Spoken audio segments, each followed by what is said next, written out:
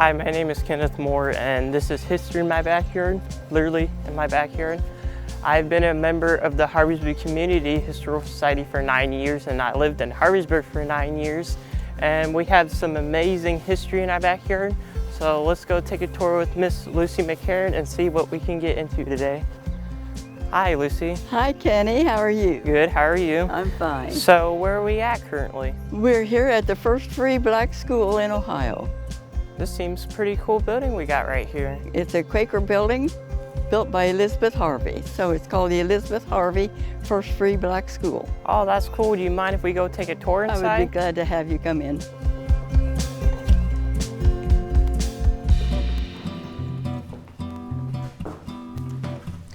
We'll start with Elizabeth Harvey, okay? All right. She was a Quaker, and they came originally from North Carolina to Harveysburg because of the freedom from slavery here. She was concerned that the black children didn't have an education. They were not allowed to go to the Harveysburg school. So she and her husband, Dr. Jesse Harvey, built this building for the purpose of educating black children. And this is her picture, Elizabeth Burgess Harvey.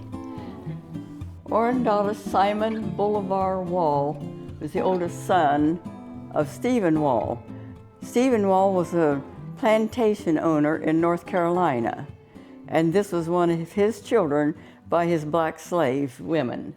And Orendalus came to Harveysburg with his sisters and other brothers. His father, Stephen Wall, sent them here to be educated in this school because in North Carolina they were not allowed to educate the black children there. So he sent them to Harveysburg to this school to be educated. He wanted his children to have an education. He became a lawyer, and he was the first regularly commissioned African-American captain in the U.S. Army, which was a fate in itself because the blacks were not even a part of the military except for their own military group. And he was a recipient also of the Medal of Honor. He and his wife Amanda are buried in Arlington National Cemetery.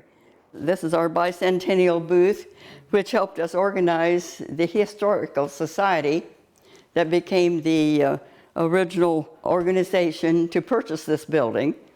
And we had a wonderful year of celebrating our national bicentennial, 1976. Okay? Pretty cool. This is representing the black school and the different folks in the black school system. One of the people that went there was Ophelia Sanders. She was a wonderful person, and her family, some of them are still here in Harveysburg. She never went to school here, but she lived here. Another group of students is pictured in this picture here. This is one of the last classes of the Harveysburg Black School. What year was this picture from? We don't know for sure. There's no date on it, but it's one of the last pictures. I do want to, while we're in this corner, Ann Mason was a member of the village here. She was a lovely person, and her brother, Elijah Woodson, was also one of the class members in this building. By the time she got old enough to be a student here, the school had closed. So she had to enter her student years at the Harveysburg Massey Township School. Ann Mason, she was a lovely person and was a good piano player. As we travel around, we have different memorabilia. This is old Harveysburg and pictures of the older folks that lived here years ago. And this picture here is the old Neptune, one of our pumps for the fire department. They called it Old Neptune. And here's some paraphernalia that came from different people in the area, clothing and things like that. These desks representing the school system, I'm not sure that this is the kind of desk that they would have had in 1831, but they were donated to us from Waynesville School. The fire department took over their building, and they wanted to get rid of these, so they donated this. This desk came out of the school downtown. It's a teacher's desk. These slates were actually used in this building. One of the students actually used these slates for their classwork. And this Bible also was used by one of the students here. And I think the teacher probably had classes just like they would have had downtown. And the class subjects would be the same as they would have had at the regular school downtown also. The blackboards are embedded in the walls. We found those in the building when we started redoing the building. So we wanted to be sure to keep them. This came out of Zion Baptist Church.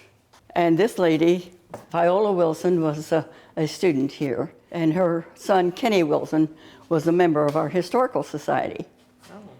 This is her niece showing a class picture. This contains some pictures of some of the students. And then this lady here, Maddie Bennett Wilson, this is her written composition that she gave when she graduated. It's amazing. We got to meet her. She was in a nursing home at the time that we discovered that she was still living. So we got to meet her.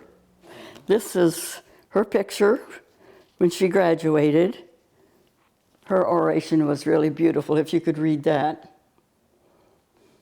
We do have a copy of the Emancipation Proclamation that freed the black slaves. And so we like to display that. Very active in the black school. He was on the council here in town too, so he was very busy. After he died, I got involved in the black school, got interested because a lot of history here.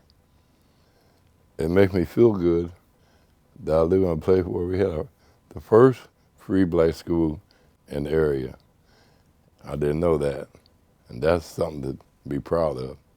I would say that the greatest thing she gave me about this school was it gave her a sense of she knew something about some of the people who was here. And it gave her an opportunity to explore their ideas.